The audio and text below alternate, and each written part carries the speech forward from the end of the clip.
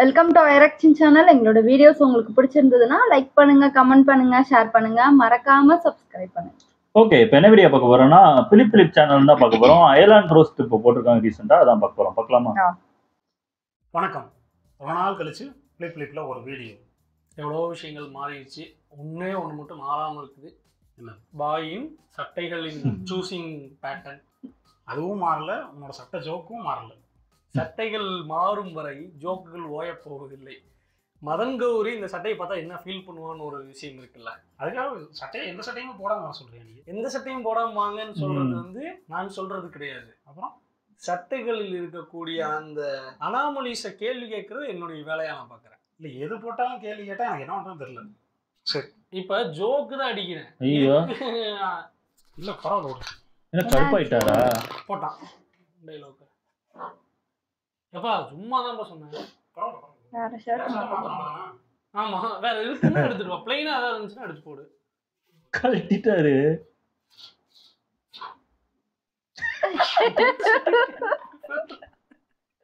வணக்கம். ஓகேவா? என்ன சொல்லி சரி, இதை வச்சு ஏதாவது ஜோக் அடிக்கிறியா? இதையும் கட்டி இல்ல பரவாயில்ல, இந்த வீடியோ இப்படியே போட்டோம். இல்ல வேணா இல்லப்பா, இந்த வீடியோ இப்படியே போட்டும்பா. வணக்கம். மைக்கே மாட்டல. கரெக்டாக தான் இருக்கு. போனோம். இந்த சட்டை ஜோக்கு ஒரு முடிவுக்கு கொண்டு வர்றதுக்கு ஒரே வழி பூர்ணிமா ரவி வெறிய. இன்னைக்கு என்னன்னா பொங்கல் ஸ்பெஷல். அயலான் படம் பார்த்துட்டோம். எப்படி இருந்துச்சு மாஸ்டர்? 2 கல் தோசை, ஒரு சாதா. Check the mic and make sure it sound right, boys. அயலான் திரைப்படம் எதை பற்றியதுன்னு பார்த்தோம்னா ஒரு சயின்டிஃபிக் ஜானர். எப்பவுமே இந்த சைஃபை படம், ஃபேண்டசி படம் இதெல்லாம் வருதுன்னா நமக்கு வந்து எதுக்காக போகும்? பொழுதுபோக்குக்காக. ஸோ அப்படிப்பட்ட ஒரு பொழுதுபோக்குக்காக படத்துக்கு போகலாம் அப்படின்னு நினைச்சா இது ஏலியனின் வயிற்றுப்போக்கு போல இருந்த ஒரு நிகழ்வு தான் அயலான். இந்த மாதிரி படங்கள்ல இது வரைக்கும் பார்க்காத சில விஷயங்களை பார்க்கணும் அப்படின்னு நினைச்சுதான் உள்ள போறோம். ஆனா உள்ள போனா பார்க்க கூடாத விஷயங்களை பார்த்துட்டு வெளியே வர்றோம். இந்த அயலான் படத்தோட மெயின் டார்கெட் ஆடியன்ஸ் யாருன்னு பார்த்தோம்னா குழந்தைகள். இந்த ஆடியன்ஸ் கேட்டகரியை பிரிக்கிறது இவங்க எப்போ தெரியுமா கண்டுபிடிச்சானுங்க? படத்தை போனி பண்றப்ப தான் கண்டுபிடிக்கிறானுங்க. எடுக்கிறப்ப தெரியாது, எடுத்துட்டு போனிக்கு வரும்போது, சந்தைக்கு வரும்போது அவங்க என்ன பண்றதுன்னா அதை எப்படிதான் விற்கிறது அப்படிங்கும்போது தான் இந்த கேட்டகரி ஆஃப் ஆடியன்ஸை வந்து பிரிக்கிறாங்க. 3 கேட்டகரி இருக்கிறார்கள். இது வந்து ஃபேன்ஸ்க்கான படம், இது வந்து ஃபேமிலி ஆடியன்ஸஸ்க்கான படம்.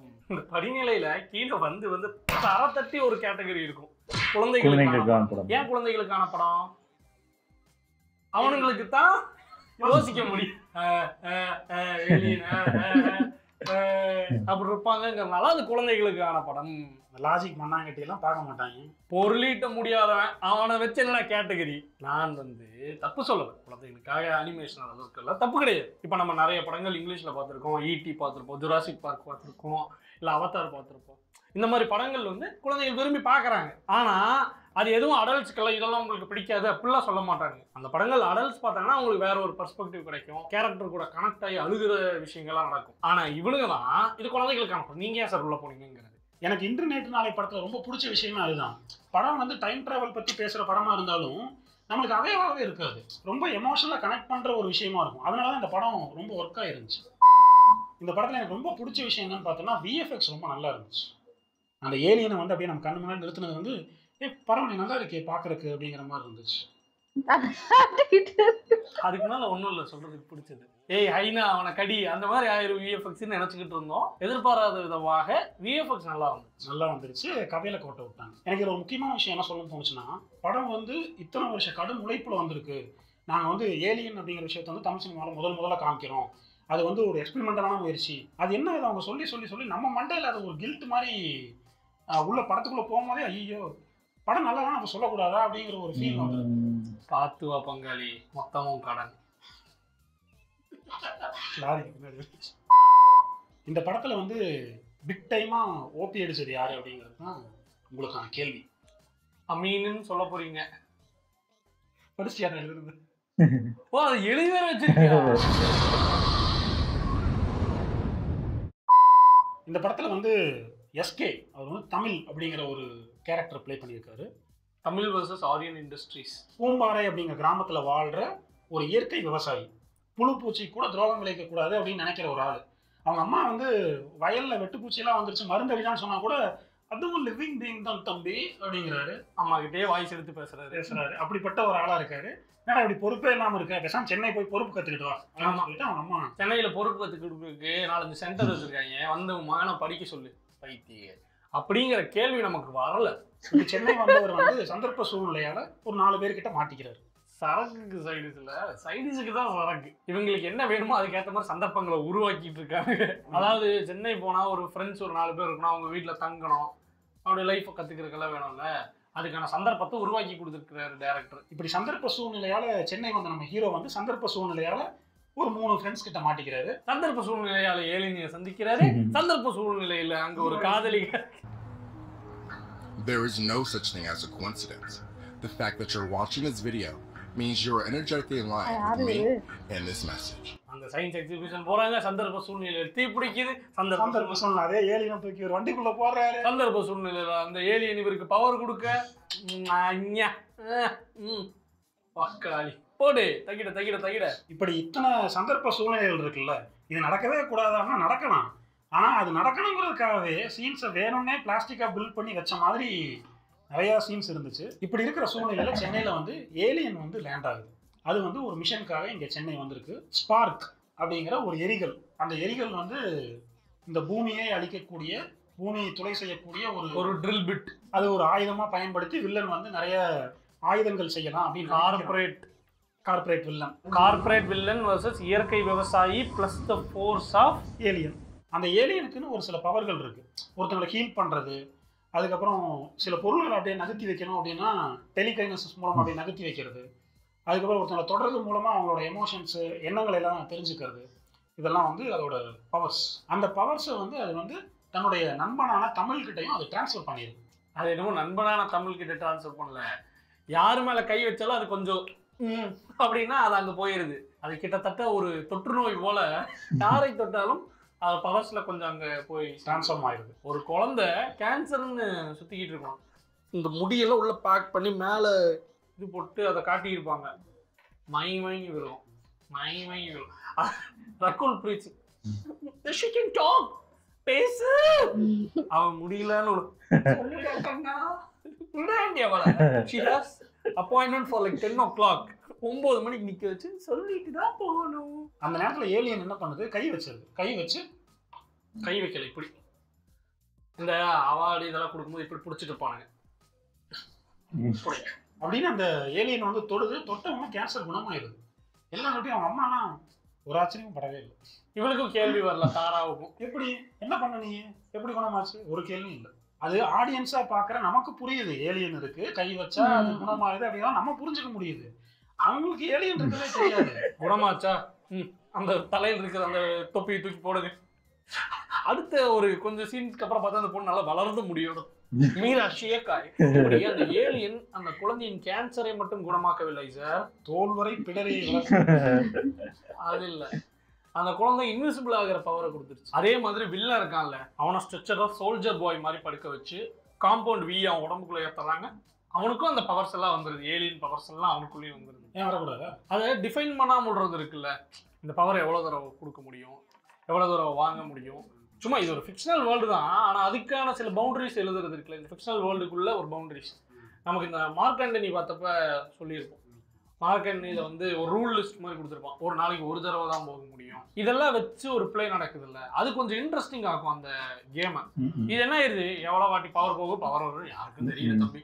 அது சென்னையில் வர வெள்ளம் மாதிரி, இல்லைன்னா வெள்ளத்தில் இருக்கிறவங்களை காப்பாற்ற வர போட்டு மாதிரி சபையில் வராமலே கூட போயிடும். இந்த ஏலியன் வந்து வர்றப்பே பார்த்தோன்னா ஒரு 3 ரூல்ஸ் எல்லாம் சொல்லணும்னு நினைக்கிறேன். மனிதர்கள் கொடுக்கறதை சாப்பிடாது, மனிதர்களை கண்டால் ஒளிந்து கொள், வேற என்னவோ சொல்லுவாங்க, கையில் அகப்பட்டீங்கன்னா உன்னை நீ டெஸ்ட்ராய் பண்ணிக்கோ, இது எதுவுமே அந்த ஏலியன் பண்ணல. அது கொடுக்கப்பட்ட ரூலா, அது ஏன் மீறுதுங்கிறது வந்து எங்கேயுமே சொல்லப்படவே இல்லை. அதே மாதிரி தமிழ் வந்து சண்டை போவாப்புல, அந்த ஈஷா கோபிக்காரா அவங்க கூட நெஞ்சில் ஒரு கட்டை விட்டு ஆட்டிடுவாங்க. ஆட்டினதற்கு பிற்பாடு இந்த ஏலியன் வந்து ஏதோ பாதி ஹீல் பண்ணியும் பண்ண முடியாம அதுக்குள்ள அவரை தூக்கிட்டு போயிடுவாங்க. தூக்கிட்டு போய் ஹாஸ்பிட்டல்ல போட்டுருவாங்க. நெஞ்சில் ஓட்டை, அவ்வளோ பெரிய ஓட்டை, உள்ள ஹார்ட் பீட் துடிக்கிறது, அதெல்லாம் வந்து நமக்கு தெரியும். இதெல்லாம் டாக்டர் சொல்லுவார், இது ரொம்ப சீரியஸான கேஸ், இதை நான் எடுத்துக்கவே மாட்டேன், போலீஸை கூப்பிடுங்க அப்படிலாம் சொல்லிட்டு இருப்பாரு. எனக்கு சரியாயிடுச்சு. ஓட்டை கொஞ்சம் கொஞ்சமாக ஒட்டிட்டு இருந்தது. இதை அங்கே டைரக்டாக உட்காந்து பார்த்துக்கிட்டு இருக்காங்க, விட்னஸ் பண்ணிக்கிட்டு இருக்காங்க ஒரு 4 பேர். கிட்டத்தட்ட கடவுளின் மகிமைக்கு இடையான செயல் வந்து உங்க கண்ணு முன்னாடி நிகழ்ந்துகிட்டு இருக்கு. பார்த்துட்டு சரி ஐடியா வாடா டீ சாப்பிடமாடா, காருக்குள்ள போகும்போது ஜோக் அடிக்குமாடா. போயிட்டு வீட்டுக்கு போனதுக்கப்புறம் அவன் டெலிகனிஸ்ல அட்டையை தூக்குறான். ஒன்றும் எல்லாம் லூசு போடா நீங்களாம். அவன் படத்தோட ஹீரோ சாக மாட்டான்ல, எப்படியோ பொழைச்சிக்கிட்டான். பொட்டி தானே புதுசா இருக்குப்பா ஐயா சூப்பரியா. இந்த ஏலியன் பத்தி விஷயங்கள் தெரிஞ்சுக்கிறதுக்காக வெளிநாட்டுல இருந்து ஒருத்தர் கூட்டிட்டு வருவாங்க. அவர் வந்து ஏற்கனவே ஏலியன்களை தேடிட்டு இருக்காரு அப்படிங்கறதுனால அவரை கூட்டிட்டு வந்து இங்க இருக்கிற ஏலியனை கண்டுபிடிச்சு கொடு அப்படிம்பாங்க. அவங்ககிட்ட இருக்கிற டெக் எல்லாம் பாத்தீங்கன்னா உலக லெவல் டெக் வச்சிருப்பான். சரன்னு ஊர் ஃபுல்லா ட்ரோன் பறந்துகிட்டு இருக்கும். அதுல எல்லாமே இருக்கும், கேமரா இருக்கும், லொகேஷன் இருக்கும், பறக்கும், எங்க இருந்து வேணாலும் கண்ட்ரோல் பண்ணலாம். அது மட்டும் இல்லாம இன்னொரு புதுசா ஒரு டெக்னாலஜி கூட வச்சிருப்பாங்க, இந்த ஃப்ரீஸ் பண்ற கன். நம்ம சிகாவுக்கும் வில்லனுக்கும் ஒரு ஃபேஸ் ஆஃப் நடக்கும். 2 பேரும் அப்படி எதிரில் நிற்பாங்க. அப்படிமா உடனே தாரா பார்த்துட்டு புல்லட்டை வாங்க வர்றான்னு பார்த்தா உரையறதுக்கு முன்னாடி ஒரே ஒரு கிஸ் நிற்பா. அந்த இடத்துல ஃப்ரீஸ் தக தக தக தக தக 2 பேர் ஜோடியா அப்படியே ஃப்ரீஸ் ஆவாங்க. அதுக்கப்புறம் என்ன நடக்க போகுதுன்னு பதைபதிட்டு இருந்தா தூக்கி அப்படியே கண்டெய்னர்ல வைக்கிறானுங்க. சார் உங்களுக்கு நாளைக்கு டெலிவரி வந்துடும். பபுள் ரேப்பு, அட்டைப்பெட்டி, எல்லா செலவுமே மிச்சம். டேரக்டா அந்த கன்ல சுட வேண்டியது ஃப்ரீஸ் ஆயிரும். மேல லேபிள ஓட்டினோம்னா நெக்ஸ்ட் டே உள்ள உட்காந்து ஒருத்தன் தம்மை பத்த வச்சுக்கிட்டு அந்த சீரியஸ்னஸ் இப்படியா தம்மு வச்சு புரியுமா அதுல உருகும். சிவகார்த்திகனோட விரல் மட்டும் வெளியே வந்துடும். விரல் வெளியே வந்தோம்னா அதுல தன்னோட சிரிக்கிறாங்க தியேட்டர்ல. யோகி பாபு பண்ண செகண்ட் பிரைஸ் ஜோக்குக்கெல்லாம் இரிட்டேட் ஆனவங்க இதை பார்த்துட்டு விழுந்துடன் சிரிக்கிறாங்க. அந்த ஏலியன் கான்ஸ்பிரசிஸ்ட் அவன் கடைசி வரை நம்பிக்கையோடவே செத்து போவான். உன்னை காப்பாத்த மாதிரியா நீ காப்பாத்தோம். மின்சார கண்ணால 3 பேர் நின்று பார்த்துக்கிட்டு பாருங்களேன், எந்த கேள்வி கேட்டாலும். ஏலியனும் தமிழும் மூஞ்சி பார்த்துக்கிட்டு இருப்பாங்க. சாக போறதுக்குன்னு தெரியாது, நம்ம கிட்ட பவர் இல்லை. சார் இன்னும் இந்த ஏலியனோட பாடியை நாங்க பார்த்துக்கிட்டே இருக்கோம் சார். அதுல என்ன டெக் இருக்குன்னு தெரியல எங்களுக்கு வந்து. சார் அதோட உள்ளுக்குள்ள என்ன இருக்குன்னு எங்களால் கண்டுபிடிக்க முடியல. ஆனா அதுல இருந்து நாங்க வந்து அமினோ ஆசிட்ஸ் எக்ஸ்ட்ராக்ட் பண்ணிட்டோம் சார். அந்த டெக்னாலஜி நம்ம கிட்ட இருக்கு சார். சார் அந்த ஏலியனை ஃப்ரீஸ் பண்ற டெக்னாலஜி அவன்கிட்ட இருக்கு சார்.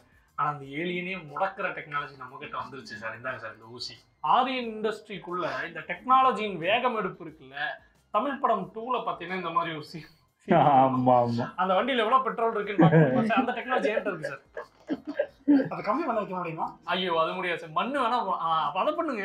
இப்படி இந்த பூமிக்கு வர்ற ஏலியன் வந்து திரும்ப தன்னோட கிரகத்துக்கு போறதுக்கு முன்னாடி இவங்களை எல்லாம் பார்த்துட்டு குட் பை சொல்ற ஒரு செரிமனி இருக்கு. எல்லாரையும் நிக்க வச்சுட்டு ஒரு விஷயம் சொல்லிட்டு போவோம்.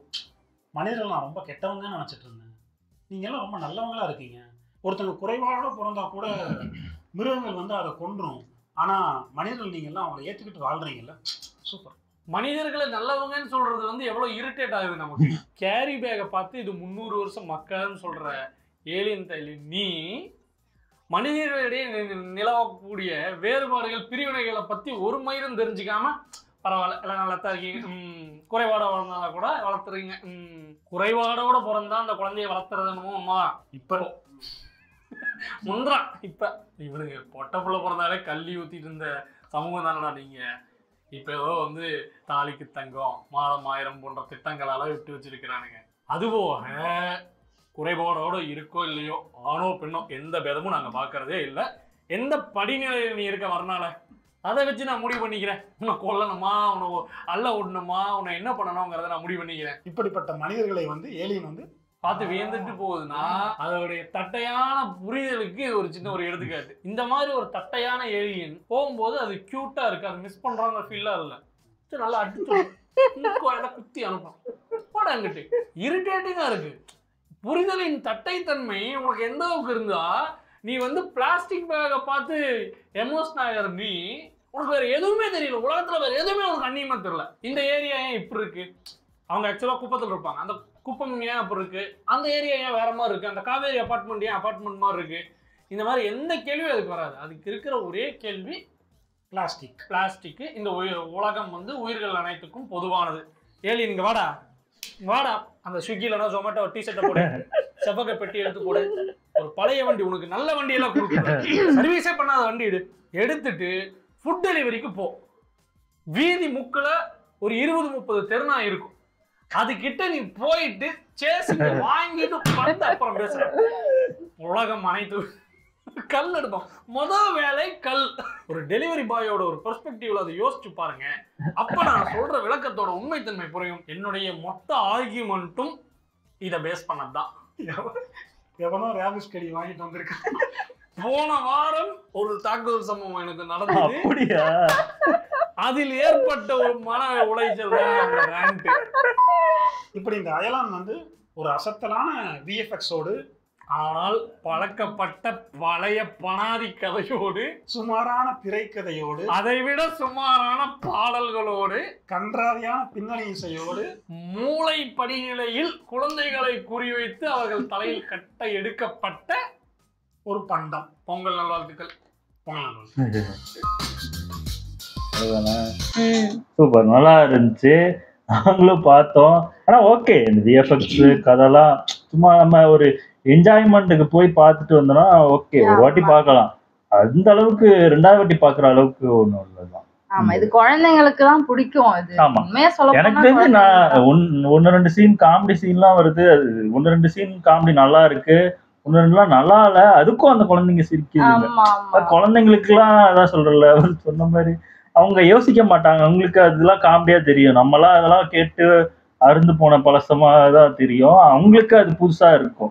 ஆமா, ஏன்னா குழந்தைங்கன்னு குறி வச்சா கண்டிப்பா அவங்க அப்பா அம்மாவும் கூட போகணும். அதனால குழந்தைங்களுக்குன்னு எடுத்து போலாம். நம்ம அதையும் பார்க்காம இந்த குழந்தைங்க கூட என்ஜாய் பண்ணி பார்த்தா நம்மளும் சிரிச்சிட்டு கிடக்க வேண்டியதுதான். ஆமா, அப்படி பார்த்தோன்னா உண்மையிலே படம் பிடிக்கும். ஆனா நிறைய அதான் சொல்றல, கதைப்படி பாத்தீங்கன்னா ரொம்ப ரொம்ப சாதாரண ஒரு படம் மாதிரிதான். அதுல பயங்கரமா ஒன்றும் கிட்டத்தட்ட நீங்க பிகே படம் பாத்தீங்கன்னா அதுல நிறைய அரசியல்லாம் கொண்டு வந்திருப்போம். அது ஒரு ஏலியன் படம் தான். ஆனா அதுல எவ்வளவு அரசியல் அதுல நம்மளுக்கு எக்கச்சக்கமா புரியும். அதாவது மனுஷக்குள்ள அது நம்ம புரிஞ்சுக்கிறது கூட அந்த ஏலியன் புரிஞ்சுக்கிட்ட மாதிரி நம்மளுக்கு நல்லா சூப்பரா காட்டியிருப்பாங்க.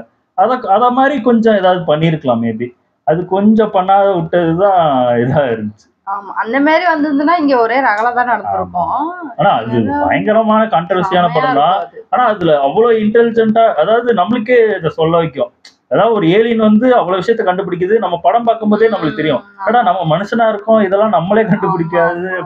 அந்த ஃபீல் கொடுக்கும் அந்த படம். அந்த மாதிரி ஏதாவது இருந்திருக்கும்னு நினைச்சேன். ஆனா 1 2 இடத்துல விஎஃப்எக்ஸ் சுமாரா இருந்த மாதிரி தான் இருந்துச்சு. அதே மாதிரி ஏ ரகுமான் ஏன் இப்படி ஒரு மியூசிக் போட்டான்னு தெரியல. ஏன்னா ஆமா நல்லா இல்ல, அவ்வளவா நல்லா இல்ல. ஏன்னா அவரோட படம் மற்ற படத்தெல்லாம் பாத்தீங்கன்னா சாங் வந்தோடனே பாத்தீங்கன்னா அந்த அளவுக்கு இம்ப்ரெஸ் பண்ற அளவுக்கு இருக்காது. ஆனா படத்தோட அந்த பாட்டு பார்க்கும்போது பயங்கரமாயிரும். அதுக்கப்புறம் ட்ரெண்ட் ஆக ஆரம்பிக்கும். அப்படிதான் ஏ ரகுமானோட பாட்டே இருக்கும். ஆனா இந்த படத்துல அது பார்க்கும் போதும் அந்த இது இல்ல. அது உண்மையிலே ஏ ரகுமான் தான் மியூசிக் போட்டாரா அப்படின்னு ஒரு டவுட். ஒரு பாட்டு கூட ஐயோ நமக்கு சூப்பரா பிடிச்சிருக்கு அப்படின்னு நமக்கு சொல்ற மாதிரி ஓகேவா இருந்துச்சு. தவிர ஏ ரகுமான் மியூசிக்கா அப்படின்னா டவுட் தான் எனக்கு தெரிஞ்சு. மற்றபடி சும்மா ஒரு படத்துக்கு போயிட்டு ஜாலியா போயிட்டு வரலாம், அவ்வளவுதான். நல்லா இருந்துச்சு. ஓகே, எங்க வீடியோஸ் உங்களுக்கு பிடிச்சிருந்தா லைக் பண்ணுங்க, ஷேர் பண்ணுங்க, கமெண்ட் பண்ணுங்க, மறக்காம சப்ஸ்கிரைப் பண்ணுங்க. எல்லாருக்கும்